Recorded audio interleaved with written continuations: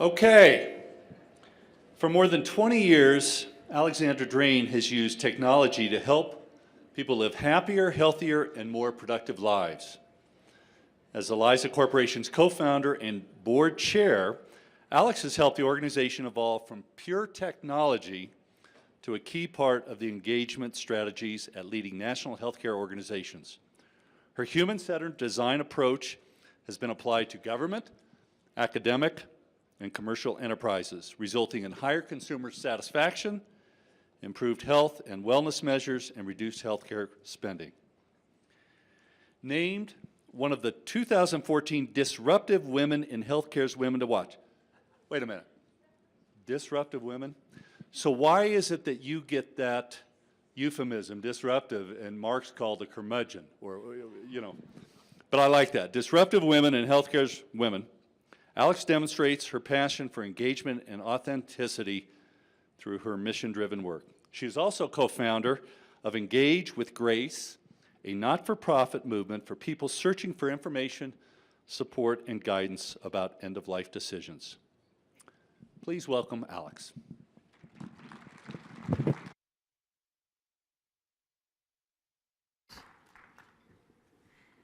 So I was being walked by Kim over to a quiet little spot where I could hyperventilate in private in preparation for this. And she was teasing me and saying, you know, but you give talks. Why are you still nervous about it? And I said, the extent to which I'm nervous is directly associated with the importance of the topic, and then how I see the power of the crowd, this population, all of you, to change this thing that is so important. And so for me, when I think about what we'll talk about today, and I think about what each of you are doing, it does make me want to pass out, because it's such a responsibility. I think what you guys, you're on the front line. You're building the products and solutions that are meeting people where they are. And the opportunity to think together on how we could all be doing that better, for me, is extraordinary and a great honor. So thank you very much for having me. I really appreciate it. So I do my best last-minute panicking in the middle of the night. And last night was no exception, so I'm lying awake. And I'm thinking about today and what we're all going to be doing together. And I'm thinking about what is well-being and what is health. And I think back over and over to Friday night. This is my uncle Iz. He's 102. And he flew, right? Like, yeah, Uncle Iz, go. And he flew by himself from Florida to come spend the weekend with us. And my two little kids, they're 8 and 10, we were peppering with questions all night, like, Uncle Iz, how do you do it? Uncle Iz, how do you do this? And one of the questions was, how do you live to be 102? And he said the single most important factor for him is I've never used the word hate. Never used the word hate. So we found that fascinating. So we get home, my man is traveling, so it's Friday night, and I'm thinking, this shows what a dork I am. Oh my God, this is the best. I'm gonna crank on work tonight, and then I won't have as much to do tomorrow. So I say to my kids, you guys go to bed, brush your teeth, come down, I'll inspect them. I'm gonna sit down here and crank, and I'll come kiss you. And they're like, no way, Mom, no way. You gotta come to bed with us. Come on, let's go to bed together. So of course, I cave. This is us on Friday night, all snuggled in bed.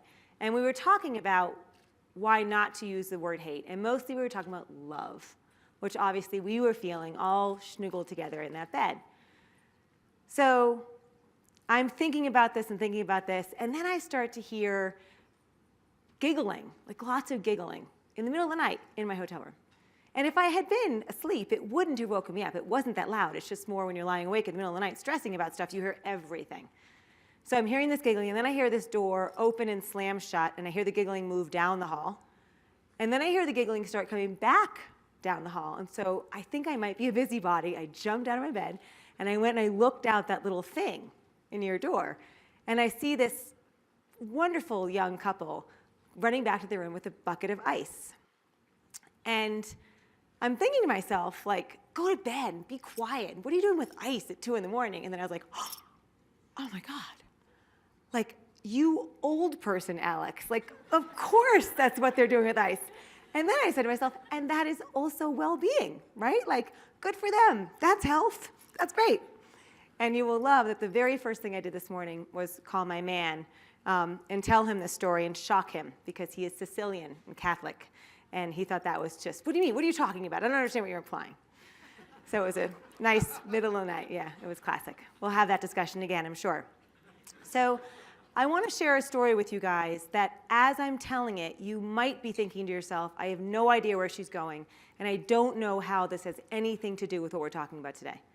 But I'm going to ask you, please stay with me, because I can't promise you, but I'm pretty sure when I'm done with the story, you're going to understand why it matters so foundationally to what it is that we're all trying to do. So the story is about my dad, who grew up on the wrong side of the tracks in Jackson, Mississippi, but then has gone on to live the American dream. His dad died when he was 8. His mother, they were taken away. He and his 3 brothers and his sister were taken away from his mother when my dad was 11. They were raised by his grandmother, who was really a pistol, to the extent that my dad ended up going full boat to Notre Dame and then to Princeton, and then he went on to Harvard Business School.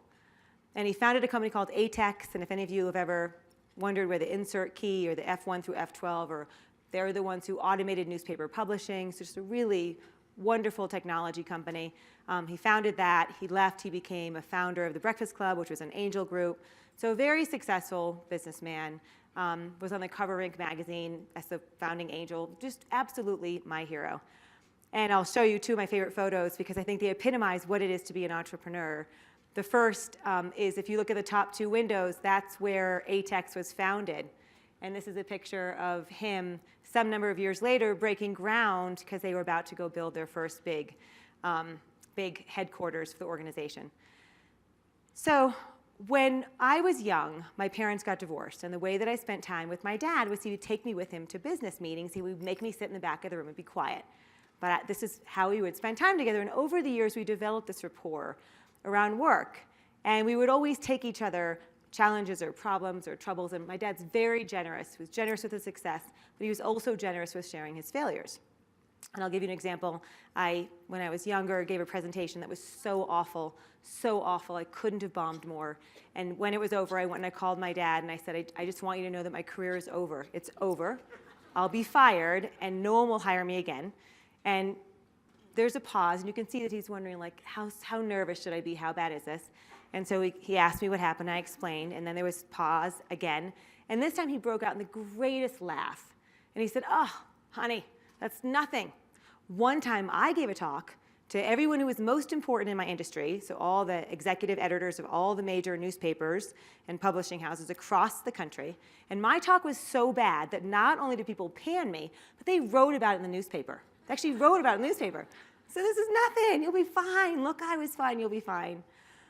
So I want to tell you about another phone call that I had with my dad, which was on February 20th of this year.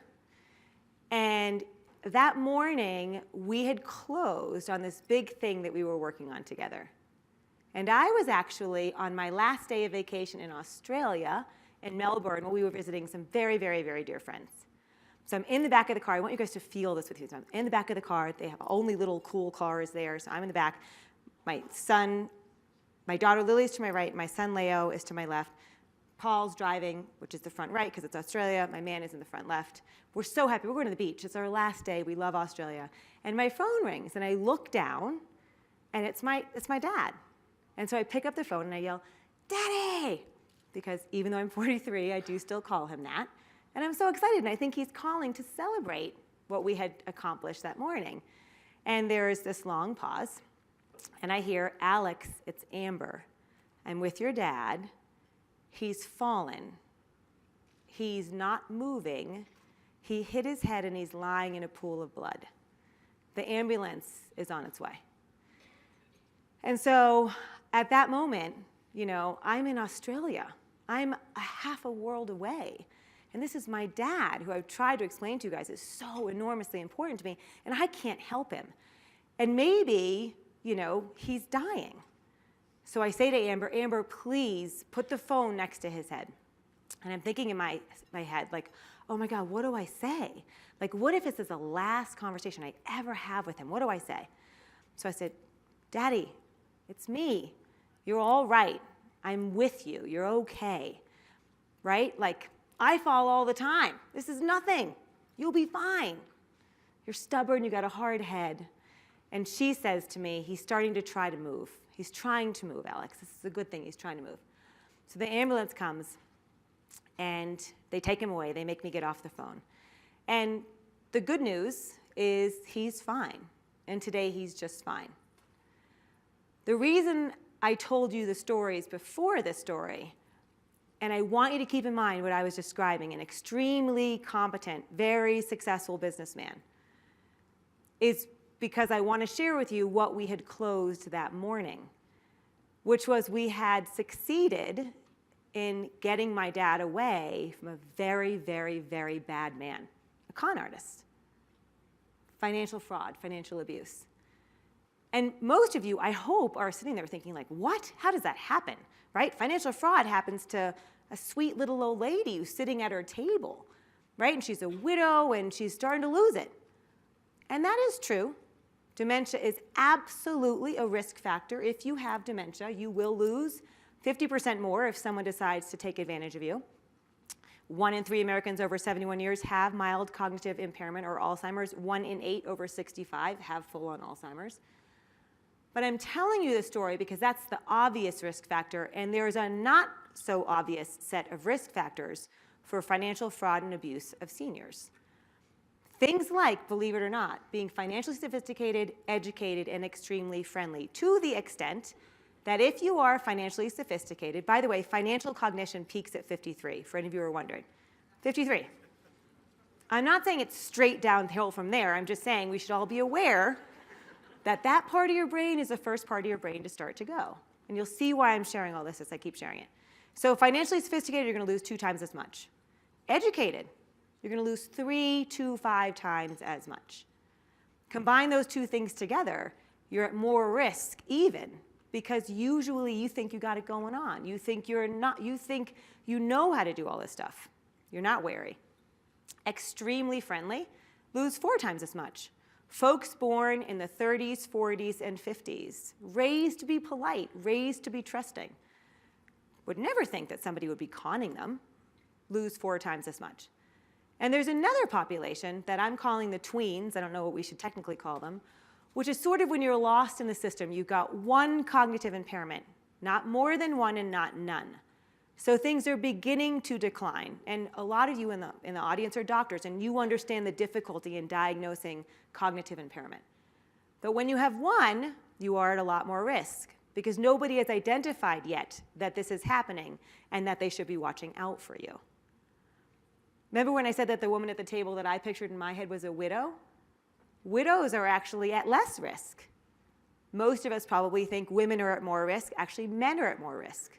Urban is at more risk than rural. So a lot of factors that we wouldn't necessarily have taken into consideration. And in the end, risk is not just about vulnerability. It's about vulnerability plus exposure.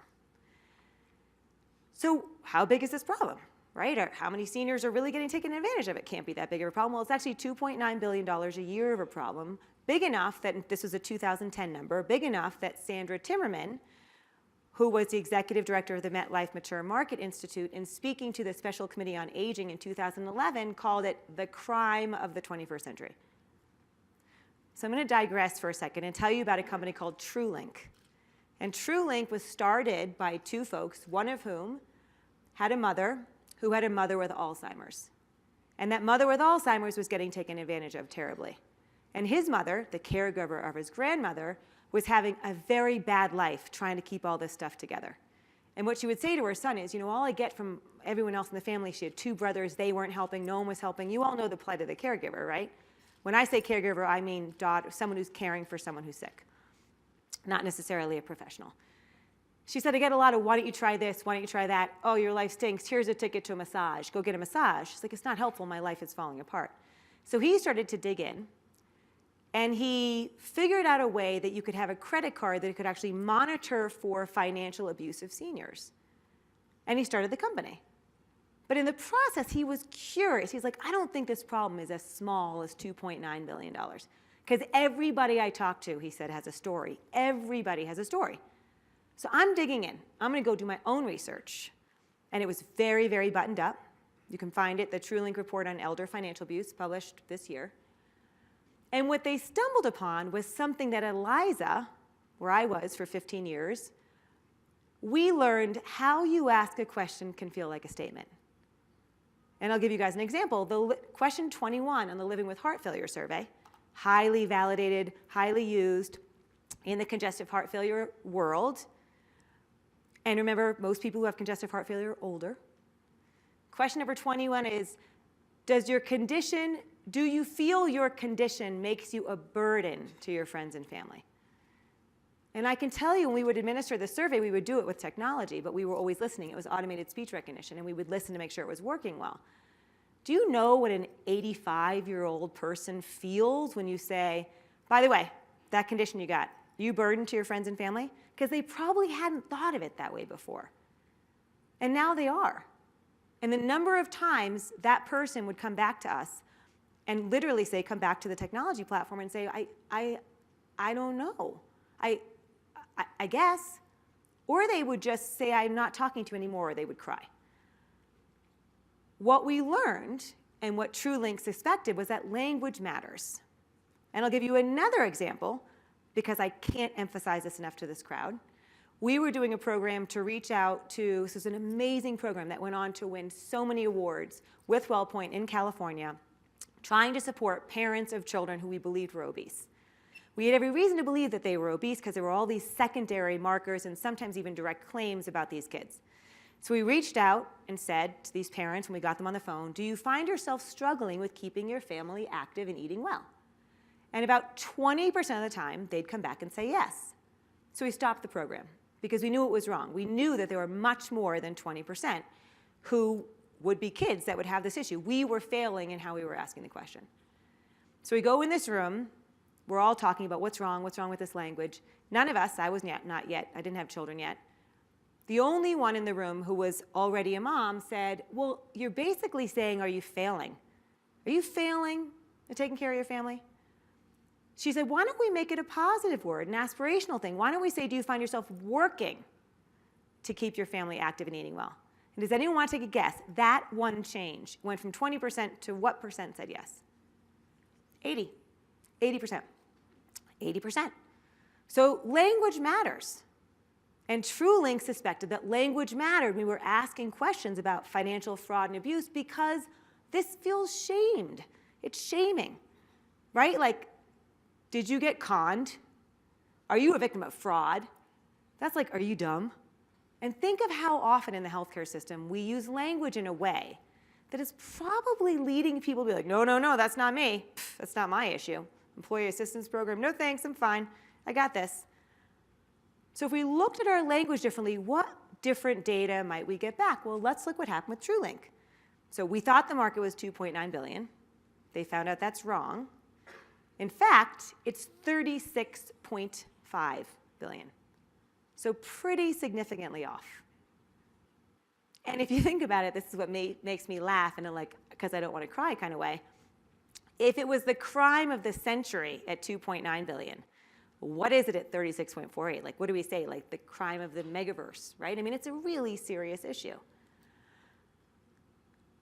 As people dug in, they came to see that it had different faces, that things that you would expect, financial exploitation, criminal fraud, but caregiver abuse was actually a big issue.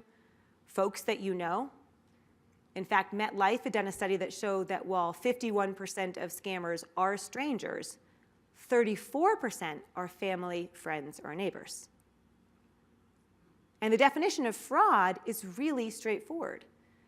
It's when you do something to a senior that you couldn't have gotten away with when they were younger. Across the board, it is illegal to deceptively profit from the infirmity of an elderly person. It's happening to the tune of $36.48 billion. So why am I sharing all this with you? Well, first, because as humans, I'm asking each of you, pay attention. Pay attention to what's happening with your parents, to your neighbors, because it's a huge issue. I'm also bringing this to your attention because this is a health issue. This is a huge health issue. 41% who were reporting financial abuse were reporting non-financial costs as well.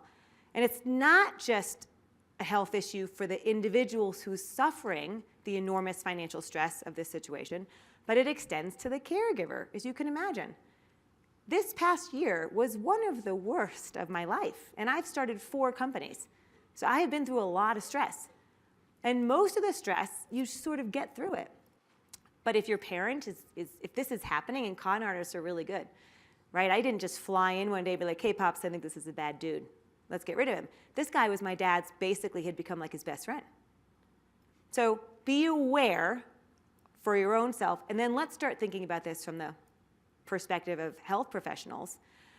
What I always think is interesting is how things sort of catch fire. And right now, this question about financial abuse of seniors is catching fire. And right along with it is the awareness that this is a health issue. This I just got 2 weeks ago, Elder Financial Exploitation and Crime and a Serious Health Risk. This was from Forbes 5 days ago. Why bankers, financial analysts, and doctors need to start working together. The first indication of Alzheimer's is not necessarily dementia. You know what it is? It's often difficulty with your finances. Just not really getting it. But how would your doctor know that? How would any of us know that unless we were connecting these dots? The lines that go between financial services and health are going away. Not to mention the cost implications of what happens as we're all trying to pay for this and what that does to our nest egg and on and on. So my favorite example is Cambia. Everyone knows Cambia, right? Big blues plan in the Northwest. Very, very well known, very innovative. Guess who was the lead investor in TrueLink? TrueLink was the company that did this study. TrueLink was the one who had this data. TrueLink was the study that's got this credit card that can help you monitor fraud against your parents. Cambia. Cambia was the #1 investor. What? Why is a health plan investing in that? Because they know that that's health. Because they are designing with what I would call the single most important design tool, empathy.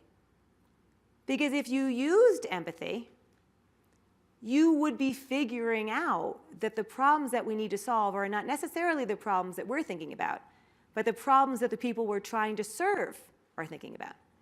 And often when I use this word with people, they give me that like, that's such a soft, what's a cute word? It's cute that you said empathy. My mom believes in empathy too. Do you know what empathy is? It's the #1 design principle of Steve Jobs. #1 design principle of Steve Jobs. He said, we will truly understand our customers' needs better than any other company. Because when we do that, we design, develop, and field products and solutions that meet people where they are in the messy realities of their lives. And that's what Cambia did, right? They're like, you know what? Our accountability is bigger than just diabetes, asthma, or cardiovascular. This is hurting people. It's hurting their health. I'm going to go help get people access to tools that are tactical and practical and can help with that. So I have been studying for the last 6 years something that we've come to call the unmentionables.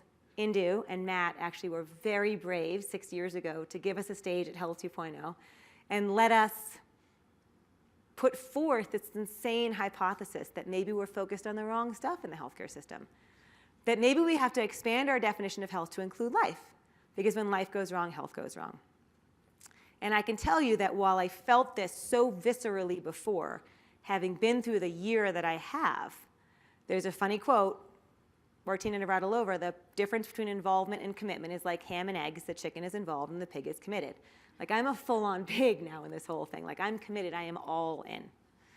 So I want to explain to you guys what the unmentionables is. And on a broad basis, it's the notion that we're not talking about the stuff that matters the most. When I was at Eliza, we did over 1 billion interactions with people about their health.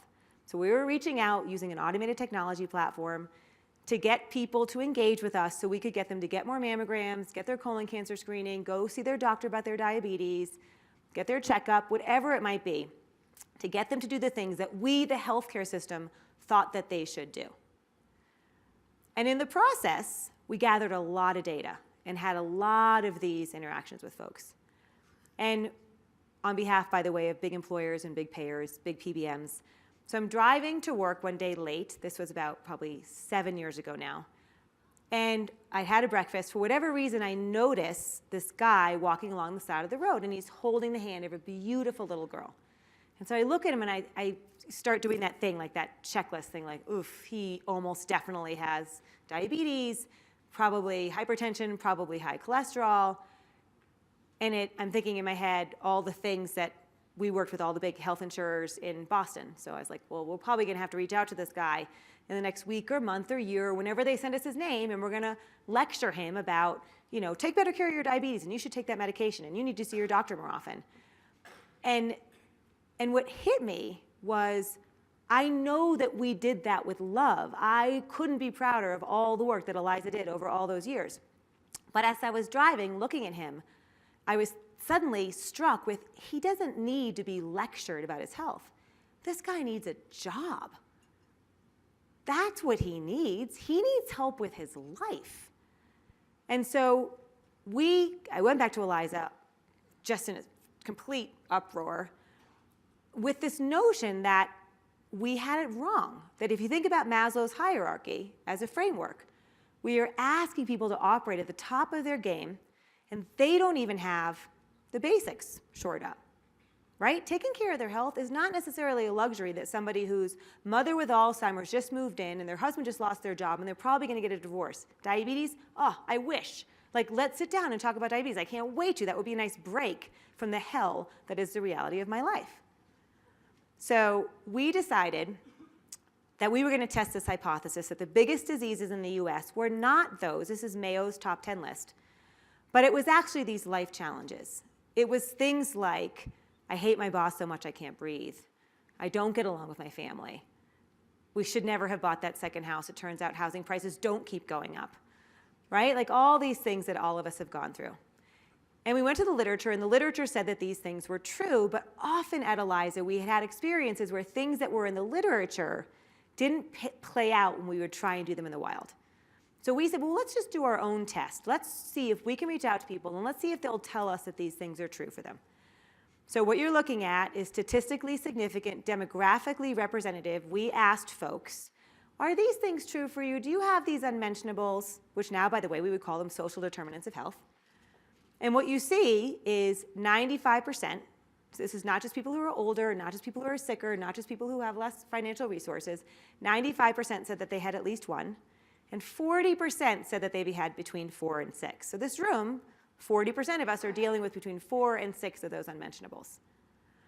So the next thing we wanted to figure out, something that we noticed at Eliza, Indu and I have talked about this, is often we are solving problems that real people don't necessarily want solved. And so we thought, let's make sure we're not yet another company chasing something because we think it's important. Let's see if this seems to be important to everybody else. So we invented something we called the Ostrich Index. We thought that was very clever, right? We're all sticking our head in the sand. And the Ostrich Index was a measure of the delta between how much does this thing torture you and how supported do you feel by the healthcare space in it. So a big delta is bad and a little delta is good. It means supply and demand are well matched. So if you look at diet and exercise, I think the number was people would say it's about a 6, and then they would say they were getting about a 5 from the healthcare space. That makes sense because most of us in this room have been part of some program that's helping people with diet and exercise. But now look over on the other side. And as an entrepreneur, what I see when I see a massive Ostrich Index is massive opportunity and massive need, unmet need. So money concerns, bad sex life, relationships, caregiver stress, job stress. People are basically saying, this is killing me, and nobody is helping. So now we're ready. We're like, this matters. We're on to something. And then my business partner, an engineer, reminded me, well, it's great, but someone's going to have to pay you. So you'll have to also show that this impacts health. So again, the literature says this impacts health, increasingly, at a ferociously increasing rate. But we thought we would do our own. And what we saw was that people who reported no unmentionables were 3 times more likely to report excellent health. And people who reported 4 or 5 were 5 times more likely to report bad health. So it was impacting health. We also saw the presence of something we started to call magnifiers, which is when something bad happens, how do you cope? And magnifiers are bad coping mechanisms. I am famous for magnifiers. Magnifiers are you stop sleeping, you feel blue, and substance use. And substance use, again, like I wish I did another term for this from a language perspective. This is not you drank a bottle of wine before breakfast. This is you got home from work and you had a glass of, for me, it's champagne. And then I feel a little better, so then I have another glass of champagne. And then right before I go to bed, I'm like, oh, fuck it. And I throw out another glass of champagne. Because my day was really bad, and I don't want to think about anything anymore. And then at 3 o'clock in the morning, what happens? You sit straight up, right? And you start arguing again. Whatever it was doesn't go away. And then you don't go back to sleep. And then the next day you're tired and blue. And then you don't work out. And we've seen the literature that says then you eat more. Like, this is a bad downward spiral. But we also know people who, when bad things happen, they were remarkably resilient. And those positive coping factors, and as you're thinking about this as it relates to you, let's all do less of the magnifiers and more of the buffers. The top 3 buffers, positive coping factors: strong network of peers, strong sense of spirituality, and exercise. And 2 caveats on that. This is not exercise like what I used to think exercise was that I had to go to the gym. Earlier today, when I was watching that extraordinary speakers in the panel, I challenged myself just to stand up. That alone is exercise. That's something, right? And spirituality, that's a language issue. We shouldn't use that word, and we're struggling for a different one.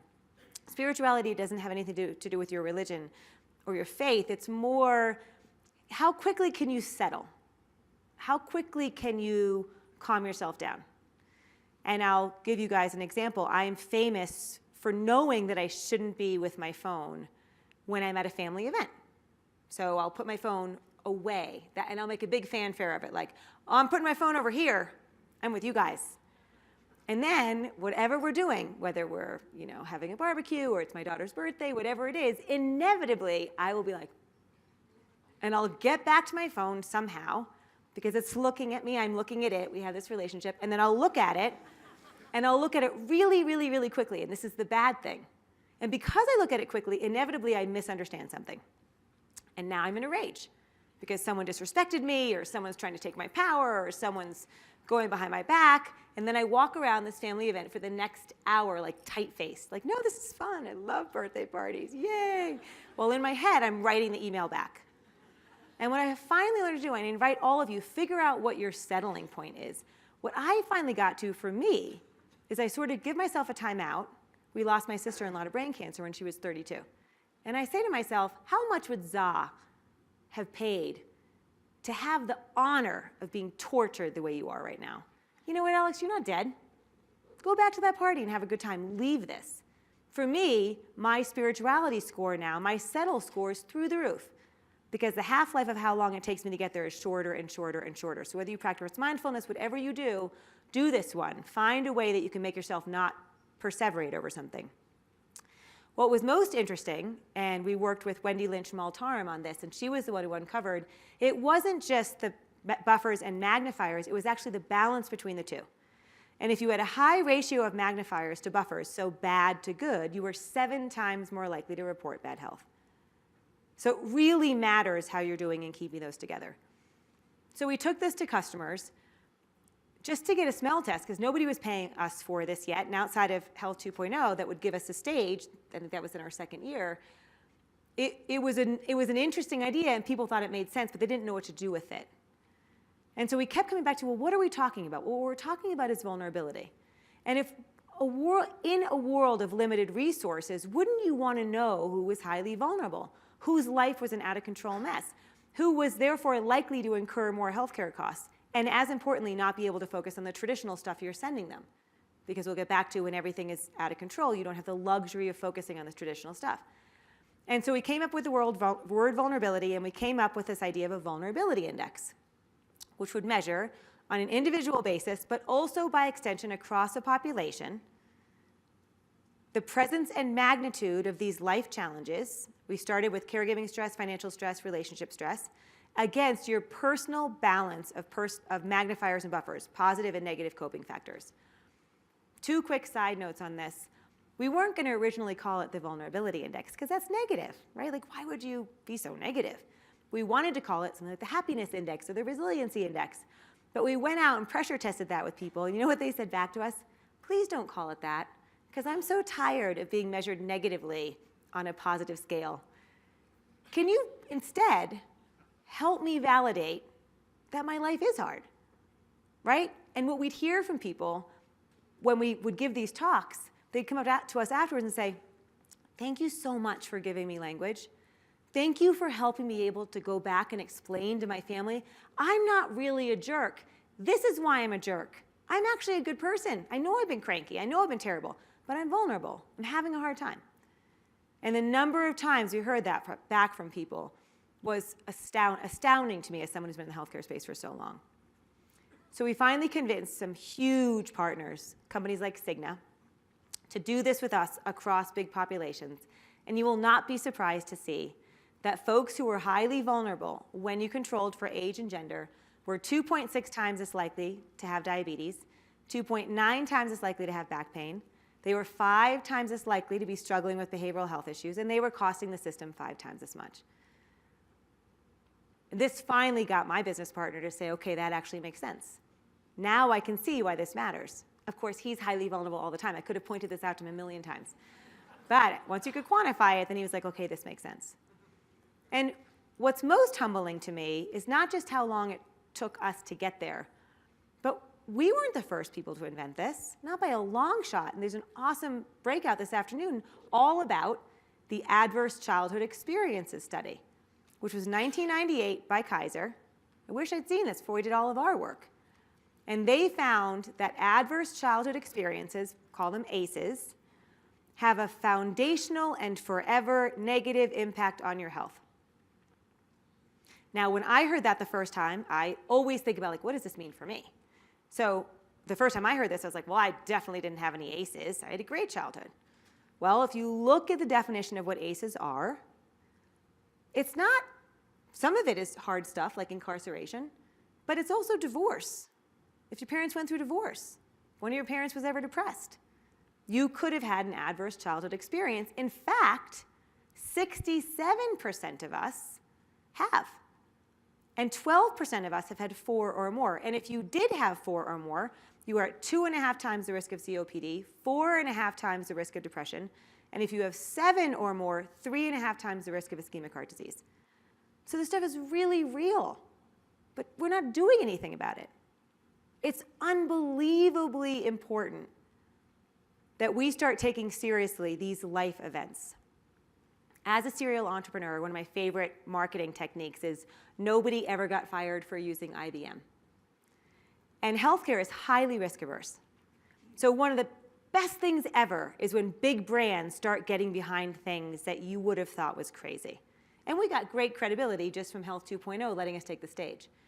But when Robert Wood Johnson and NPR and the Harvard School of Public Health go do their own study on stress and basically come back with the exact same, we asked Michael Painter to come present at Health 2.0 and correlate the two studies, they came back to the same findings that we did, that these life challenges are fundamentally hurting our health in measurable ways. What I'm going to run through for us now is some examples of how this is playing out today. Because when we got started 6 years ago, people thought we were crazy. And even if it resonated with them on a personal level, they were like, it's not the healthcare system's problem, or what would I ever do about it? And it is so, for me, thrilling that I'm going to run through a bunch of examples that I just got in the last 2 months. Nothing I'm going to show you right now is from farther back than 2 months. And one of my favorite quotes, I was just recently out in Seattle meeting with a bunch of senior care centers, and there was a woman there who's extremely, extremely well known. I will not quote her because I didn't ask her permission, but extremely well known. If I said her name, you would all know, most of you would know who she is, I think. And she said, you know what's crazy for those of us who've known about this for the whole time? That all of a sudden the social determinants of health is all the rage. If you'd been in that space, you always knew it mattered, but nobody cared. For whatever reason, nobody was caring, and now suddenly, people are taking notice. So my favorite examples is the Duke study that just came out in May, tying divorce to a higher chance of a heart attack. More specifically, going through a divorce is as bad on your health as diabetes or smoking. So I've been through a divorce. I don't know how many of you have been through a divorce. I wanted my divorce. In my family, we call it a mulligan. I had no kids. I didn't want to be with him anymore. It was awful. But it was still one of the single most terrible experiences because you feel awful. You feel like a failure. You feel all the shame. It was terrible. I've always wondered, why is it I used to feel this with Eliza. Like every day we're reaching out to maybe 1 million people a day to lecture them about this or lecture about that, and some percentage of them are going through a divorce. My gosh, like if I knew that. And so as you all, as health professionals, look at this study, let me ask you. I'm guessing you all have programs to support people with diabetes and to support people with smoking. Raise your hand if you have a program to help somebody with divorce. Nobody does. But it is as much of a health issue. As much of a health issue. There was an article that was just recently published in the Wall Street Journal called When Moneyball Meets Medicine. And I read it just because I was trying to figure out if I could learn baseball statistics, because my son was getting into baseball, and that all failed. But by chance, what the article said was actually critical for me personally. I studied economics in college. Because when economists start getting behind what you're doing, it's like when Luke, my business partner, finally agreed that we were onto something. When economists start getting behind something and start coming up with metrics for it, it can help. It can help get a curmudgeonly CFO to maybe start looking at something differently. And so following the Moneyball analogy, what these economists were trying to figure out is where should we focus our time and money to improve lives the most? How do we do that now? We look at death. How many people have died? Death toll. But this article made the very intelligent argument that death toll alone says nothing about how long people live. And good health is actually about more than not being dead. And I'm going to read this because I was so struck with it. Now consider everything that doesn't kill people. If you are blind or deaf, anxious or depressed, disabled, disfigured, or simply sick, your pain doesn't show up in death records or life expectancy statistics. Yet non-fatal conditions are responsible for a majority of health spending and of human suffering. Every time we see a doctor and don't die afterward, we demonstrate the inadequacy of counting deaths to track health. And these things they were calling DALYs, they went back and they recalculated what were the top 20 issues that we should be focused on, and a number of them changed when you added this different lens.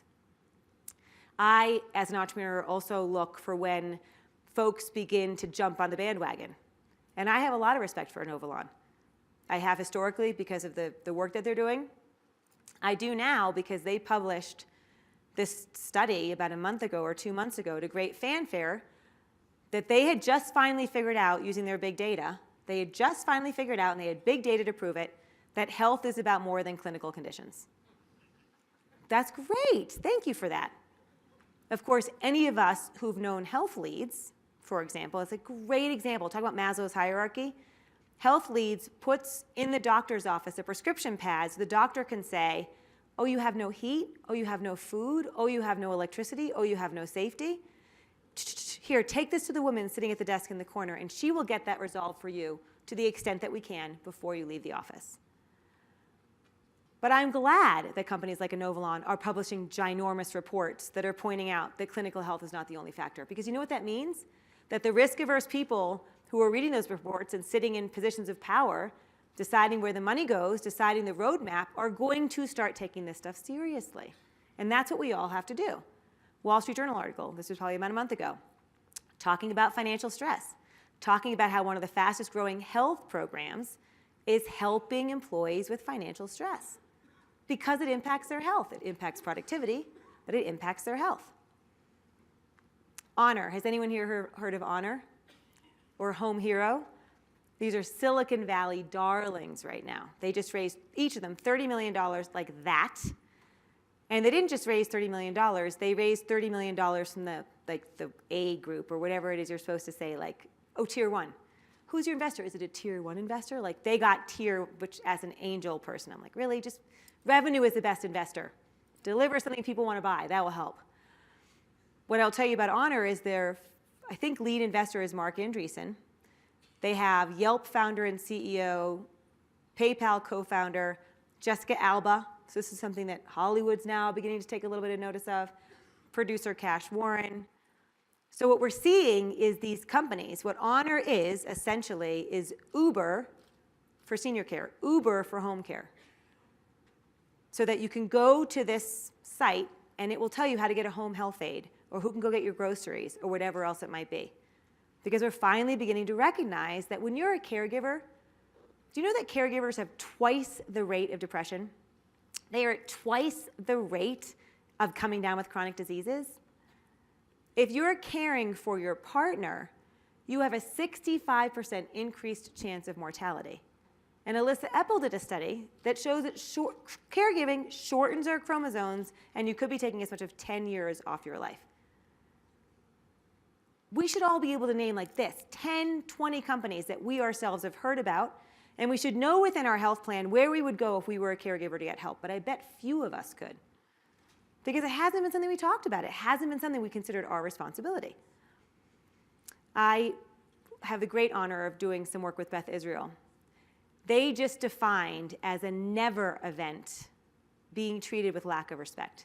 A never event is we cut off the wrong arm, wrong site surgery, terrible, terrible travesties. Never events, when you sit in a board meeting, you talk about never events.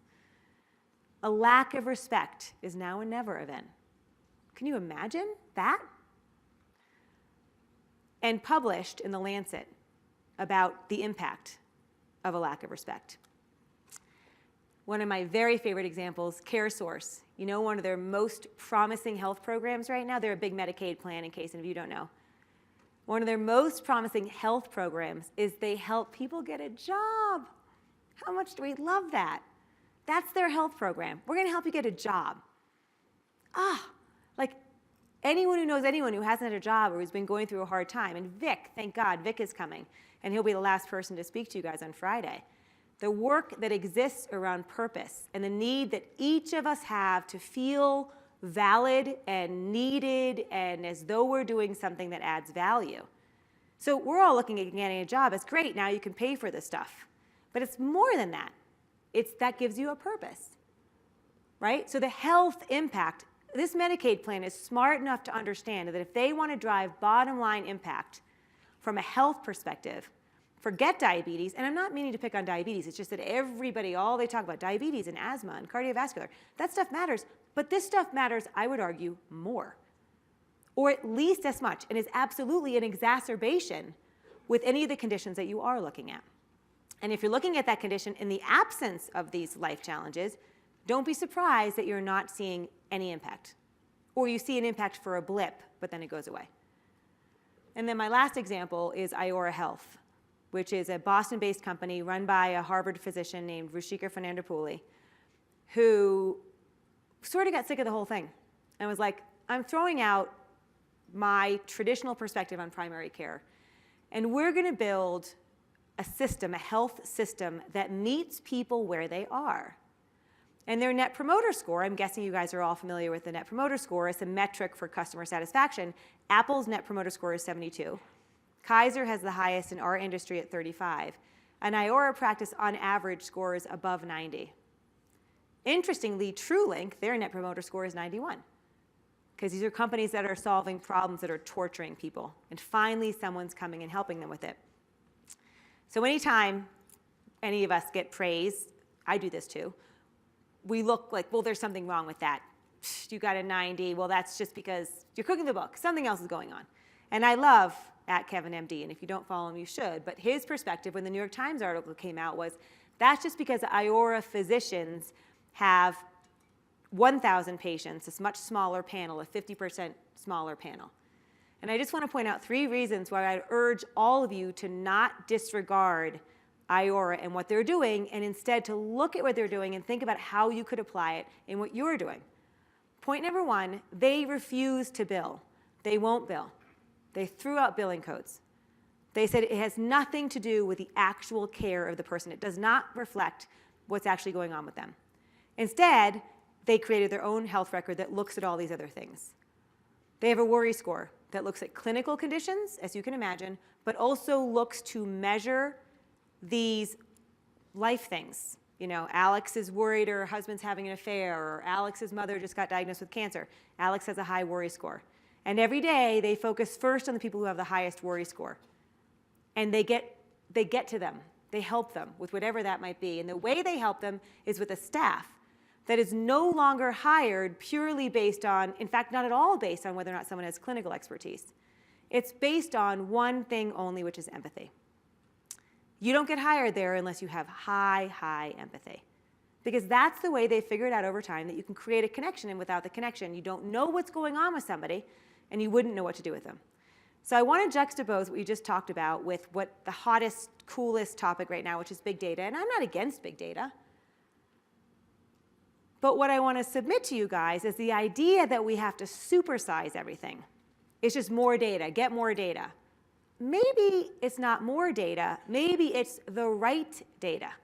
If you don't know the people that you're serving are a caregiver or going through a divorce or hate their boss or any of those life challenges, I would argue you don't have the right data. My mom and my stepfather are both CPAs, so I grew up with the LIFO and FIFO terminology, so I've come up with my own term, KICO, which I give to all of you as a gift, as a takeaway, which is crap in, crap out. My mom was like, I don't think that's appropriate. So I ask all of you, are we getting the right data? Are we asking people about the things that matter the most to them, but also, by the way, probably matter the most to their actual health? And maybe big data would be a lot smarter if it was informed with empathy. So what does this matter for me? Single biggest missing ingredient in the healthcare space. Let's come back and keep reminding ourselves, in a design-driven world, Steve Jobs, perhaps the master, most of us would agree, in designing beautiful things that sold, we will truly understand our customers' needs better than any other company. So I'm leaving you with, use that as your true north for design. Think hard about what's waking up the people that you serve. And then look at the data, which says those things are hurting them. It's keeping them from focusing on their traditional health, and it's actually physically hurting them. Proactively ask people about the things that matter, because life can be really sucky sometimes. And folks aren't necessarily going to offer that to you. You need to go out and say to folks, how are you? Yes, it matters about how you're eating and all the other stuff, but what's going on with your life? Are you okay? Specifically, how's your relationship? How's your job? You caring for anybody right now? These should be standard questions on every single survey tool, HRA, whatever it is that you're using. These questions should be on it. Be intentional with the words that you choose. It matters. Think about what the data might actually be if we ask questions in a way in the healthcare system that let people admit that this was true for them.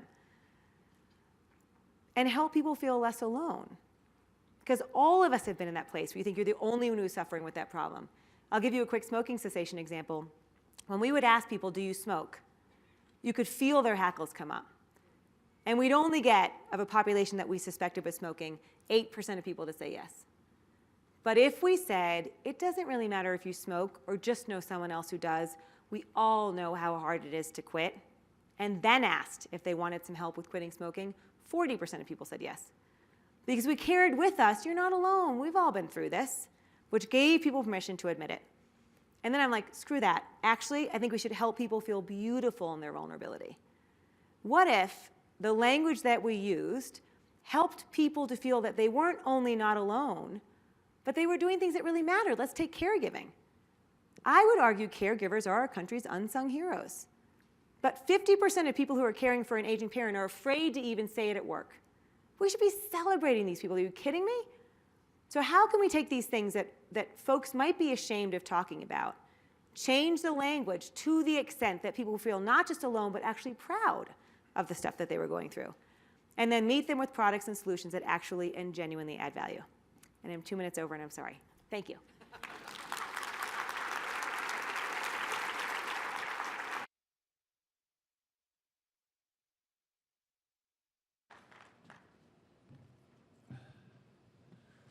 Alex, thank